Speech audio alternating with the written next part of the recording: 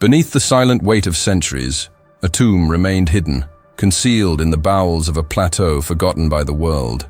The sands of time covered it like a veil, shielding its secrets from prying eyes, until a rare natural phenomenon tore this curtain and exposed an entrance no one knew existed. There, in the chill of dawn, as the wind carried golden particles dancing in the air, I found myself before a portal carved with symbols that belonged to no language recorded by modern archaeology. There were no inscriptions of kings, dates, or genealogies, only geometric figures and patterns so precise they seemed engraved by hands that knew a kind of knowledge now lost. The stone, worn yet incredibly intact, seemed to repel touch, as if harboring an ancient energy, uncomfortable for anyone who dared approach. As I passed through the opening, a draft of dense air escaped from within, carrying a metallic smell mixed with the damp aroma of untouched earth.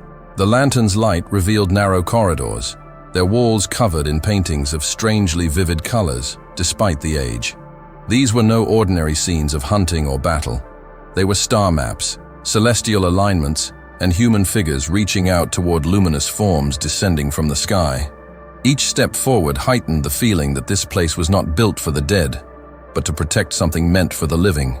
At the heart of the tomb, a circular chamber waited, silent, with a single centerpiece, a sarcophagus of polished black stone, so smooth it reflected the light like a mirror.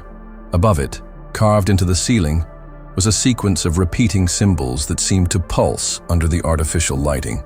It was then that I realized they formed a pattern identical to inscriptions found in archaeological sites thousands of miles away, from civilizations that supposedly never had contact with each other. None of the theories accepted by official history explained this connection. What lay there seemed a deliberate challenge to our certainties, as if whoever built it intended it to be found one day, but only when we were ready to understand. Beside the sarcophagus, a small pedestal held a stone tablet with meticulous engravings, and in the center of it, one line stood out from the rest. 3 symbols that, translated by the rudimentary linguistic key it carried, meant, "They will return." It wasn't a date, it wasn't a direct warning, but a promise engraved with almost obsessive precision. The feeling of standing before something that transcended the boundary between history and myth paralyzed me for a moment. With each detail I observed, the certainty grew that this was no ordinary human work. What if this tomb wasn't just someone's grave, but a repository of knowledge left as a testament to a time we prefer to believe never existed? The silence within that chamber seemed to carry its own weight. Every breath echoed against the walls as a warning not to proceed, but it was impossible to retreat. My gaze was drawn to the details, as if something invisible and ancient was guiding my steps. I began to examine the stone tablet more closely. The fine lines that composed it were no ordinary carvings. They seemed to have been engraved with intense heat, capable of melting the surface without leaving it uneven. This was inconsistent with the known tools of any civilization of the presumed period. Around the pedestal, circular marks on the ground suggested that something, perhaps an artifact or mechanism, had been placed there and removed with millimeter precision. The absence of this object only reinforced the feeling that what remained was part of a much larger puzzle. It was then that I noticed something curious. On the star maps on the walls, stars were faded, not in the sense of color, but crossed out, as if they had been removed on purpose.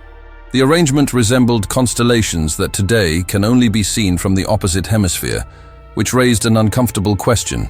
How could they have such knowledge without telescopes, and even more so, without traveling to such distant places? An ordinary archaeologist might call it a coincidence, but looking closely, I saw that the crossed-out stars together formed a figure, an eye, and just below this figure, a smaller inscription repeated 3 times, "They watch us." As I moved forward to examine the sarcophagus, I noticed it didn't have a removable lid, but rather a nearly invisible seam that ran straight down the center. There were no locks or external mechanisms, just that thin line. I touched the surface and felt a faint, almost imperceptible vibration, as if something on the other side responded to the contact. A chill ran down my spine. It wasn't just stone. There was a reaction, as if it were alive. Then a dry, distant sound cut through the silence, like stone scraping against stone. I glanced around, but the camera remained unaffected. Still, it felt like I was no longer alone. A draft of cold air passed behind me, even though there was no visible opening. I quickly turned my flashlight toward the hallway, and that's when I noticed something I'd previously missed. Figures etched into the exterior walls seemed to move in the light, subtly shifting position depending on the angle. An illusion? Perhaps. But the effect was so precise that it seemed intentional, as if they wanted only those in the right place at the right time to notice. Everything about that place screamed that its purpose wasn't to be a tomb, but a warning. A message left for those who would one day dare cross its threshold and decipher its messages. And though part of me wanted to leave immediately, another part, driven by a force I didn't understand, knew that the true secret was yet to come, and that it could forever change the story we've been taught to believe. As much as I tried to remain calm, it was impossible not to feel that every detail in that room was leading me toward a single goal: understanding the message left there. The stone tablet, with its symbols burned into its surface, seemed like a living text. I ran my fingers over the inscriptions and noticed that some lines were deeper than others, as if carved in different eras. This indicated that the message had been updated, perhaps by generations who continued the mission of the original builders. Using the notes I had in my notebook, fragments of translations obtained from other archaeological sites, I began to align the repeating symbols. Gradually, a pattern emerged.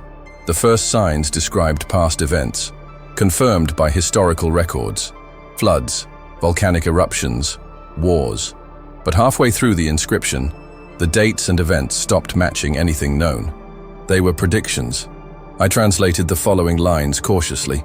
They spoke of a night that never ends, of waters rising over cities of light, and of children forgetting their parents' names. Words laden with symbolic weight, but also eerily close to recent events. And then came the final phrase, etched with deeper strokes, as if the author wanted to ensure it would be read even after millennia. They will return when the sky splits. I looked up at the ceiling and saw that, just above the sarcophagus, the carvings revealed something I hadn't noticed before. A central circle, surrounded by 12 irregular markings, bisected by a line.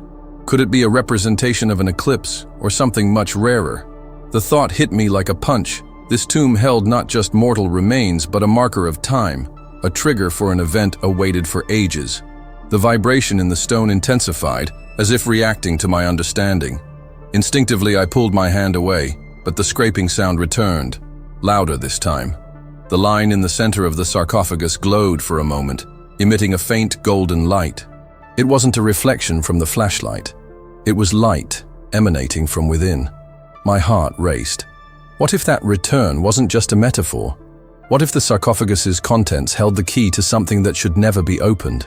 The walls around me felt closer, the air heavier. For a moment I felt as if figures carved into the stone were watching my every move, silent but aware. It was at this point that the official story broke down. Nothing I'd learned from books could explain what I was witnessing. The tomb, the prophecy, the vibration. Everything suggested we were witnessing a technology or knowledge far beyond what humanity supposedly possessed when it was created.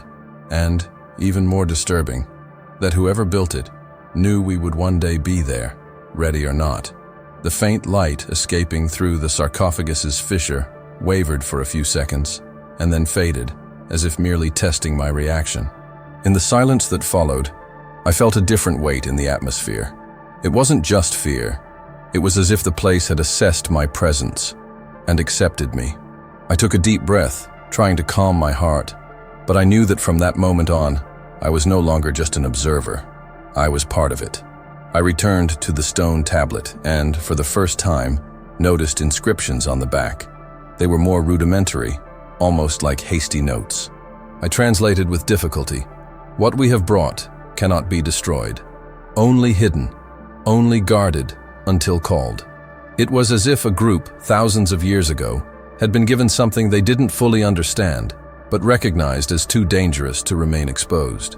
The wall paintings, which had previously seemed merely symbolic, now revealed another layer of meaning. Under the slanted light of the lantern, small, previously invisible reliefs emerged.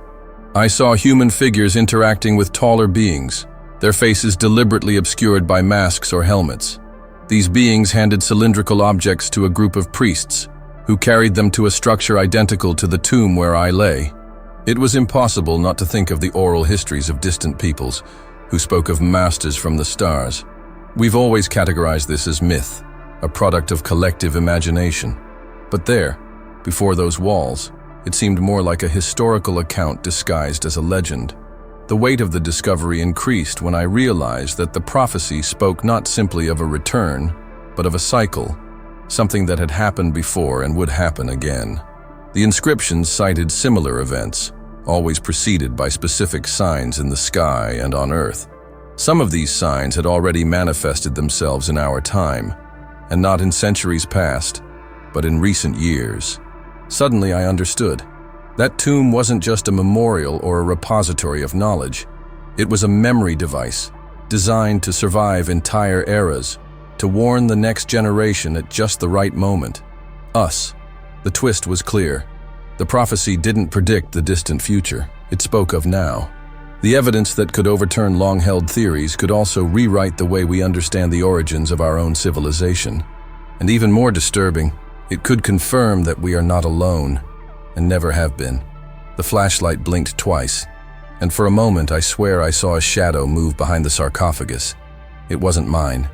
I remained motionless, the sound of my breath echoing off the stone as the silence grew unbearably heavy. If there was something inside, perhaps it already knew I'd discovered too much. I stood there, motionless, feeling the cold of the stone penetrate my bones. The silence seemed denser by the second, as if the tomb itself awaited my decision. There was no longer any doubt. I had crossed a threshold that could not be undone. This was no simple archaeological discovery. It was an encounter with something that spanned eons, watching and waiting for the right moment to reveal itself. I slowly moved away from the sarcophagus, keeping my eyes fixed on the central line where the light had appeared. I touched the stone for the last time, and the vibration, previously barely perceptible, was now stronger, like the beating of a heart. It was impossible to tell if it came from within, or if it somehow echoed within me. I kept this sensation like someone carrying a dangerous secret home. As I walked down the narrow corridor back to the entrance, the figures on the walls seemed to follow me with their gazes. The star maps, once distant and mysterious, now seemed clear as instructions. And with each step, the certainty took root. This was not meant for everyone. It was a selective calling. Only those willing to see would see. As I reached the opening to the outside world, the dawn light cut through the darkness of the tomb. The wind carried the dry scent of sand, and for a moment, everything seemed normal. But when I looked to the horizon, I saw a detail that made me hesitate.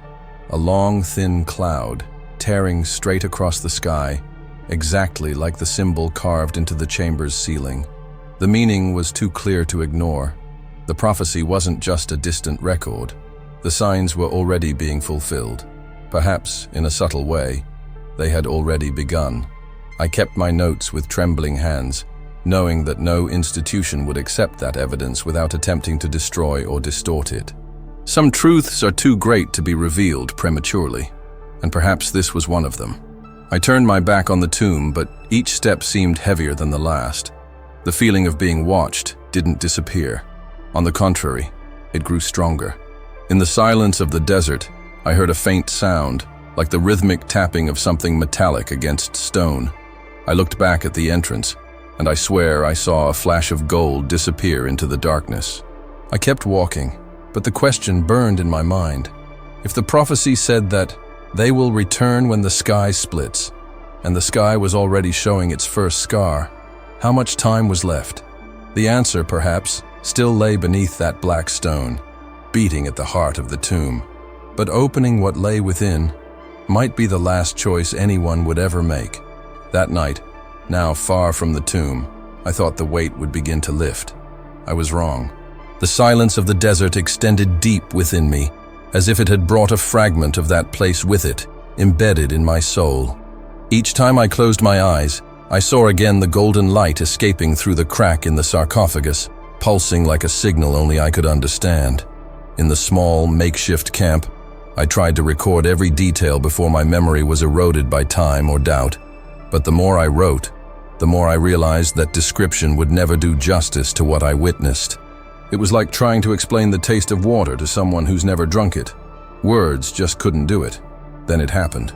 A low sound, almost a whisper, came from outside the tent. It wasn't the wind. It was rhythmic, paused, as if someone, or something, was circling around. I grabbed my flashlight and shone it into the darkness. Nothing. Just the undulating emptiness of the sand. But when I turned the beam toward the hillside, there it was. 3 symbols, identical to those engraved on the tombstone, etched into the ground with geometric perfection. There were no footprints. There were no drag marks. Just those signs, as if they had appeared out of nowhere. A chill ran down my spine. The prophecy wasn't stuck in that place. It moved. It followed me. Perhaps it had chosen me as part of it. In the early morning, I woke to find the tent illuminated by a faint glow. I ran outside and saw, in the sky, a narrow slit of light piercing the firmament. It wasn't a meteor, it wasn't a plane. It was a crack, exactly like the carving in the tomb's ceiling. I remained motionless, feeling as if I were watching a cosmic clock take its first step toward the appointed hour.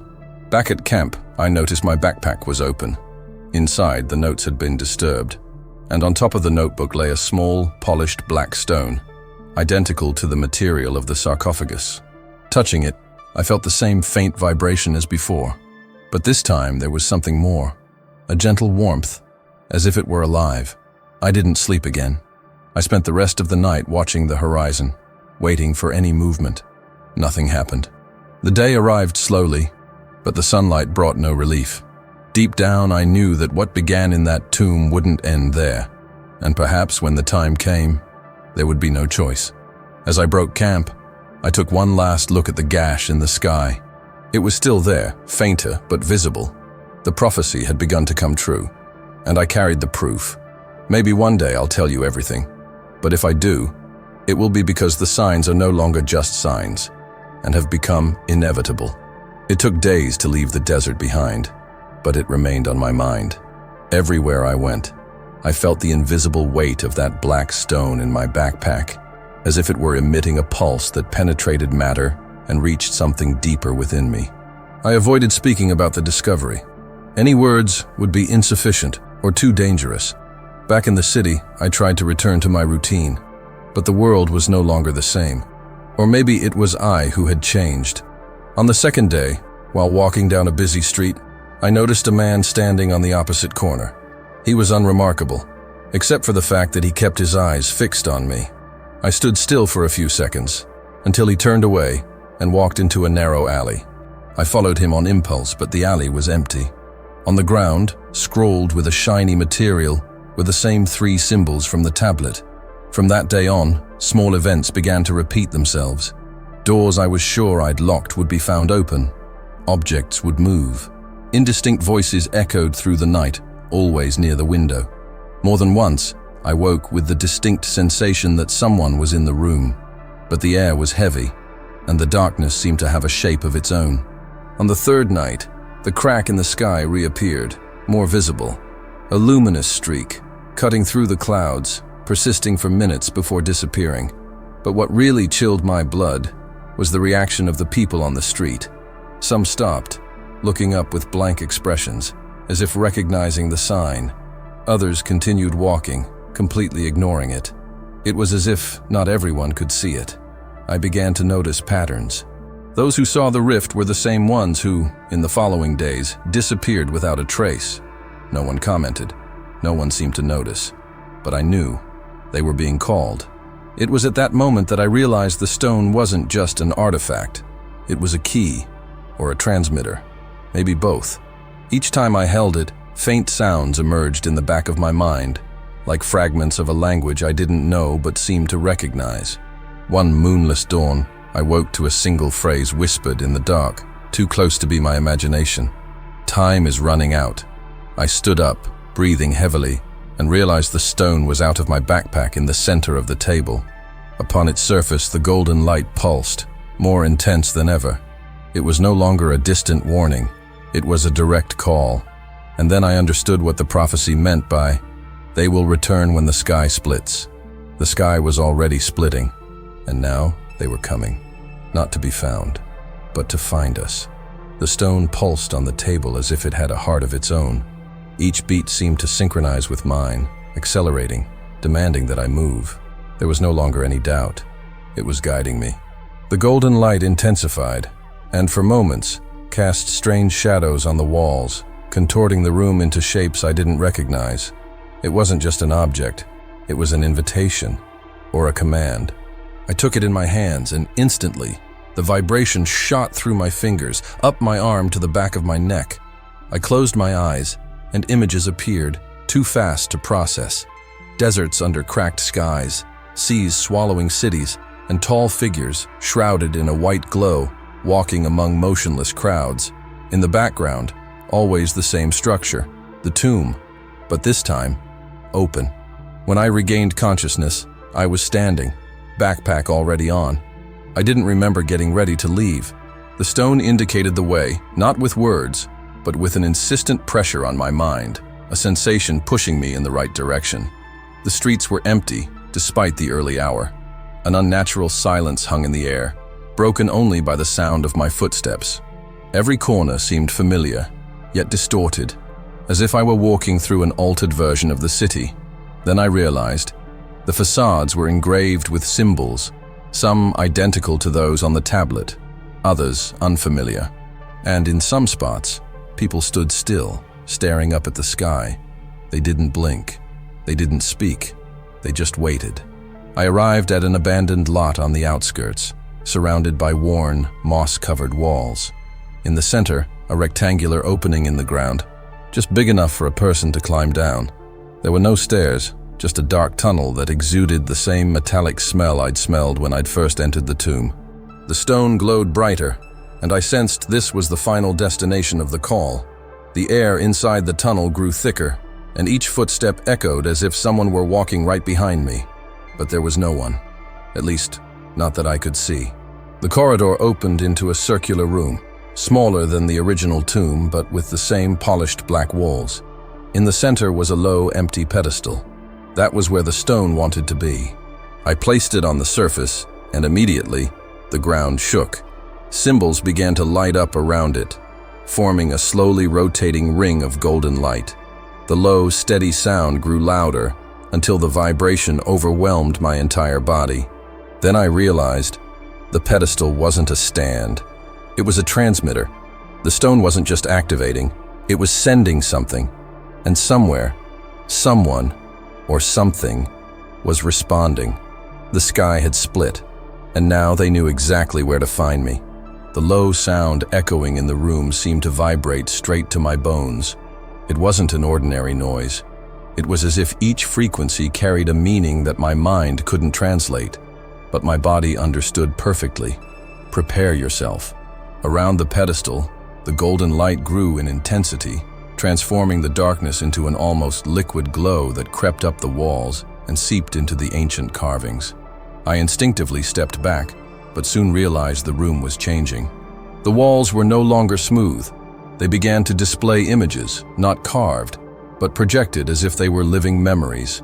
I saw landscapes that did not exist in our world.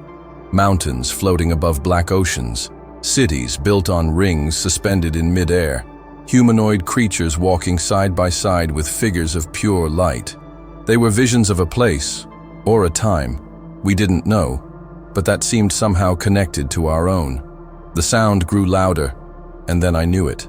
I was no longer alone. I saw nothing, but there was a clear, dense presence watching me from a point I couldn't place. It wasn't hostile, but it wasn't welcoming either. It was as if it were sizing me up, evaluating whether I deserved to see what was coming next. At the center of the pedestal, the stone began to slowly disintegrate, not like something breaking, but as if it were disintegrating into particles of light. These particles rose into the air and formed a circle above me, spiraling. A cold wind appeared out of nowhere, though the air inside had previously been still. Then I noticed another detail. The deep sound was no longer coming just from the pedestal, but also from outside. from the outside world. It was a distant echo that was approaching, like a relentless thunderclap. And it didn't come from one specific point. It came from everywhere. My body reacted strangely. The hairs stood on end. My heart raced. But a part of me, the one that hadn't wanted to leave the tomb from the beginning, felt drawn to it, as if it were what I'd always hoped to find. I looked up and saw the circle of light expand until it touched the walls. Ancient symbols lined up, creating a sequence that repeated itself over and over. I couldn't read them, but I knew what they meant. They are coming. And then the sound ceased. The silence fell like a weight, suffocating. The circle of light faded, and everything returned to darkness, except for the pedestal, which was now empty. But the absence of the stone didn't give me relief. It gave me certainty. The signal had been sent. When I climbed the tunnel to exit, there were no clouds in the sky. Only the crack, wider than ever, pulsing like a newly awakened eye. There was no turning back. When I emerged from the tunnel, the air was heavy, like before a storm. But there was no wind, no clouds, only the crack in the sky, wider, pulsing with an inner glow that seemed to breathe. The golden light that had been distant now spread out in shafts, like luminous roots reaching down from the sky. The city in the distance was eerily silent. The streets that used to be bustling with activity seemed frozen in time. People stood still, looking up, as if awaiting a command. Some had their eyes closed, others stared at the light, with an expression of reverence or absolute awe. Suddenly, a sound cut through the air. It wasn't deep like the one in the room, nor high.